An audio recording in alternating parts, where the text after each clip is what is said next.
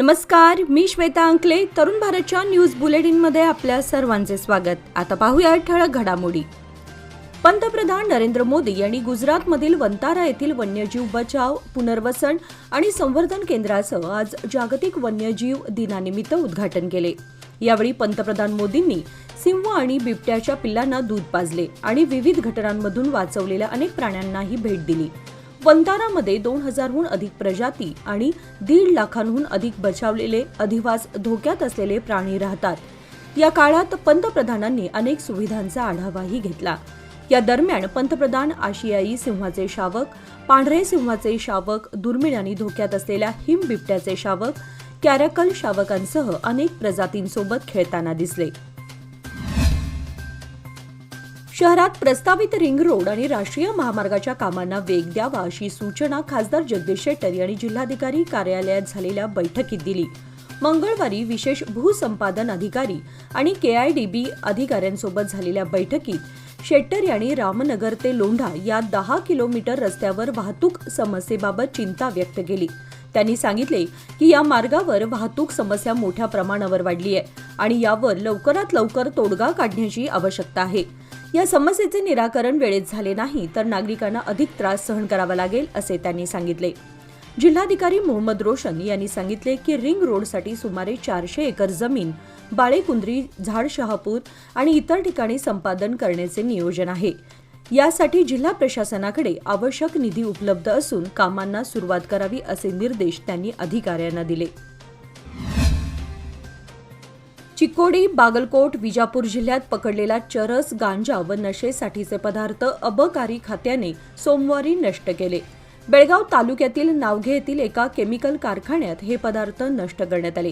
याबाबत माहिती अशी की बेळगाव विभागातील बेळगाव उत्तर जिल्हा असलेल्या चिकोडी विभागातील 421.168 किलो गांजा, 1.915 किलो चरस, बागलकोट जिल्ह्यात पकडलेला 78 किलो गांजा, विजापूर जिल्ह्यात पकडलेला 90.44 किलो अफीम, 106.732 किलो गांजा, 4 फोफी सीड्स अशा नशेसाठीचा अवैध माल अबकारी खात्यांकडून नष्ट करण्यात आलाय.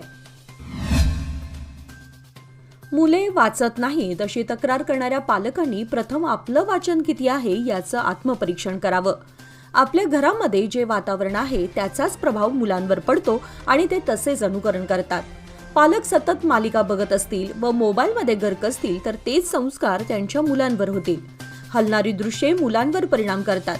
मुलांनी काय करावं हे आपणच ठरवून त्यांच्या हाती पुस्तकांचा खजिना द्यायला हवा अशी अपेक्षा अभिनेत्री मृणाल कुलकर्णी यांनी व्यक्त केली. लोकमान्य मल्टीपर्पज कोऑपरेटिव्ह सोसायटीतर्फे एसकेई सोसायटीच्या आरपीडी व जीएसएस कॉलेजच्या आवारात लोकमान्य बाल ग्रंथालय व बाल सिनेमा थिएटर सुरू करण्यात आले. काल सोमवार दिनांक 3 मार्च रोजी सायंकाळी अभिनेत्री मृणाल कुलकर्णी यांच्या हस्ते उद्घाटन करण्यात आले. व्यासपीठावर शिरीष फडतरे, पर्यावरणप्रेमी डॉक्टर मेधा ताडपत्रीकर, ॲडव्होकेट रुचिर कुलकर्णी, लोकमान्य सोसायटीचे चेअरमन डॉक्टर किरण ठाकूर, उपाध्यक्ष अजित गरगट्टी, संचालक पंढरी परब आदी मान्यवर यावेळी उपस्थित होते. हिंडलगा मध्यवर्तीय कारागृहातील मोबाईल जॅमरच्या वाढवलेल्या रेडियस क्षमतेमुळे आसपासच्या गावांमध्ये मोबाईल नेटवर्कच्या मोठ्या अडचणी निर्माण झाल्या आहेत.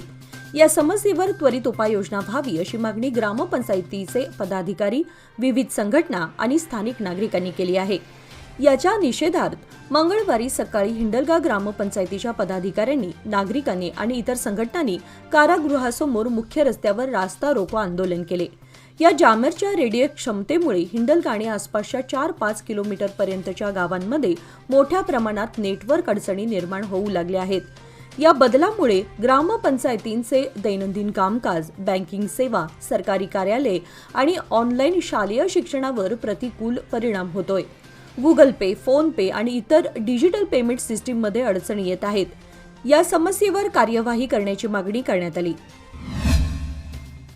बेळगाव शहरातील खासगी मार्केट अर्थात बाजारपेठेमध्ये भाजीपाला, फुलं, फळं, चिंच, केळी वगैरेंची होणारा होलसेल व्यापार सरकारच्या एपीएमसी बाजारपेठेत केला जावा आणि त्या माध्यमातून कोट्यवधी रुपये खर्च करून उभारण्यात आलेल्या व सध्या ओस पडलेल्या एपीएमसी मार्केटचा उत्कर्ष साधावा अशी मागणी भारतीय कृषक समाजातर्फे एका निवेदनाद्वारे जिल्हाधिकाऱ्यांकडे करण्यात आली आहे. सोमवारी जिल्हाधिकारी कार्यालयासमोर जोरदार निदर्शने करून उपरोक्त मागणीचे निवेदन सादर करण्यात आले। यावेळी मोठ्या संख्येने शेतकरी, व्यापारी उपस्थित होते। बेळगाव दिव्यांग संघटनेच्या माजी सदस्यांनी वर्तमान पदाधिकाऱ्यांविरोधात आक्षेप व्यक्त केलाय। त्यांच्या आरोपानुसार विद्यमान पदाधिकाऱ्यांनी वृद्धाश्रमासाठी खरेदी केलेली जुनी जमीन नॉन ॲग्रिकल्चरल म्हणजेच NA प्लॉटमध्ये रूपांतरित करून ती विकली जात आहे। त्यामुळे या बेकायदेशीर कामाला माजी सदस्यांनी विरोध केला असून विद्यमान पदाधिकाऱ्यांनी या संघटनेच्या मूळ उद्देशाचा दुरुपयोग केला जात असल्याचा आरोप आज मंगळवारी जिल्हाधिकाऱ्यांसमोर केलाय। त्यामुळे दोषींवर कडक कारवाई करावी अशी मागणी जिल्हाधिकाऱ्यांकडे निवेदनातून करण्यात आली। यावेळी बेळगाव दिव्यांग संघटनेचे अशोक बांदिवडेकर, परशुराम मन्नूरकर, चंदू वड्डर, अशोक बंदिवडेकर, पुंडलिक कुंभार आदी सदस्य उपस्थित होते।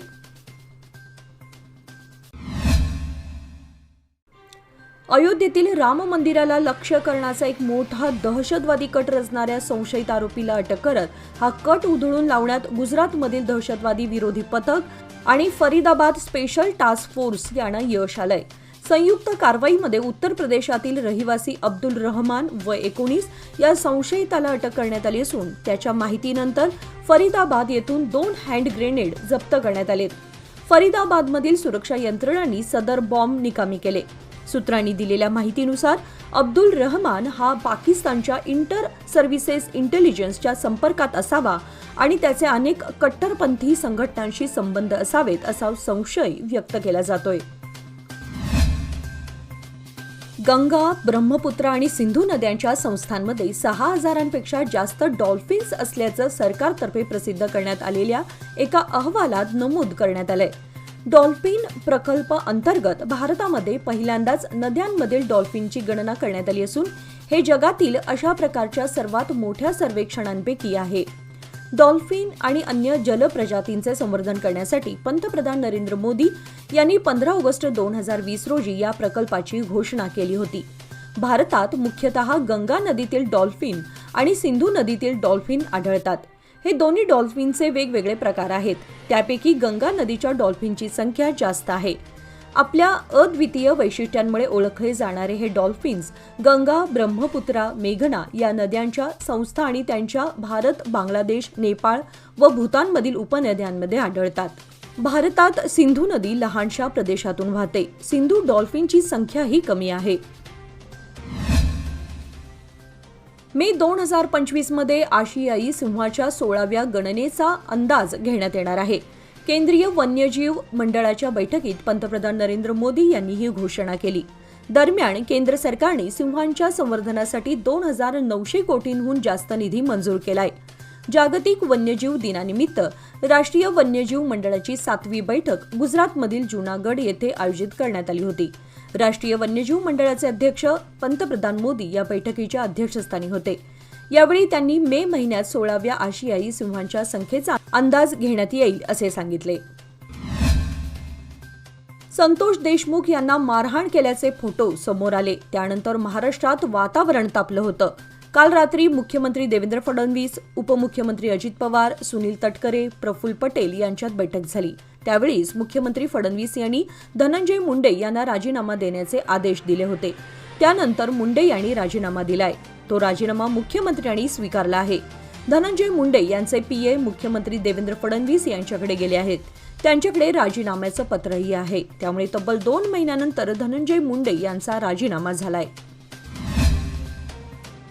कोगनोळी, हनबरवाडी, दत्तवाडी, हंचिनाळ केएस व परिसरातील शेतकऱ्यांना सध्या वैरणीची टंचाई जाणवत असून या कालावधीमध्ये मक्याचं पीक शेतकऱ्यांना जनावरांच्या वैरणीसाठी आधार देण्याचं काम करत आहे। वैरणाअभावी शेतकऱ्यांच्या खंडित होणाऱ्या दूध व्यवसायास गती मिळत आहे। गळीत हंगाम संपल्यानं शेतकऱ्यांना वैरणीची टंचाई जाणवू लागली आहे। याचा विचार करून सुरुवातीलाच ऊसाच्या पिकातून शेतकऱ्यांनी मका पीक पेरलं होतं। त्यामुळे एकीकडे मक्याचे उत्पादन व दुसरीकडे मक्याचे वैरण म्हणून वापर होताना दिसत आहे। कोगनोळी आणि परिसरात गळीत हंगाम जवळजवळ संपत आलाय। कर्नाटकातील साखर कारखान्यांचा गळीत हंगाम संपला असून नजीकच्या कोल्हापूर जिल्ह्यातील काही मोजके कारखाने चालू आहेत। मल्टी स्टेट कायद्याखाली महाराष्ट्रातील साखर कारखान्यांना कर्नाटकातील शेतकरी सभासद असून काही मोजकाच ऊस शिल्लक आहे। त्यामुळे ऊसतोड मजुरांना आपल्या गावची ओढ लागली असून ते आपल्या गावाकडे परतत आहेत. सदलगा नगर परिषदेच्या सामान्य नगराध्यक्षपदासाठी आणि परिशिष्ट जाती महिला उपनगराध्यक्ष पदासाठी निवडणूक कार्यक्रम चिकोडी तहसीलदार यांनी 10 मार्च 2025 रोजी जाहीर केला आहे. 10 मार्च रोजी सकाळी 10 वाजता नामनिर्देश, दुपारी 12 पर्यंत छाननी, दुपारी 12:30 पर्यंत अर्ज मागे घेण्याची मुदत आणि निवडणूक करायची झाली तर दुपारी 1 वाजता निवडणूक कार्यक्रम आणि निकाल असे वेळापत्रक जाहीर करण्यात आले. सदलगा नगर परिषदेवर एकूण 23 निर्वाचित सदस्यांपैकी 10 काँग्रेस गटाचे, 11 भाजप गटाचे आणि 2 जनता दल धर्मनिरपेक्ष गटाचे तसेच चिकोडी सदलगा विधानसभा मतदारसंघाचे आमदार आणि चिकोडी लोकसभा मतदारसंघाचे खासदार यांना उपस्थित राहण्याचे आवाहन करण्यात आले आहे.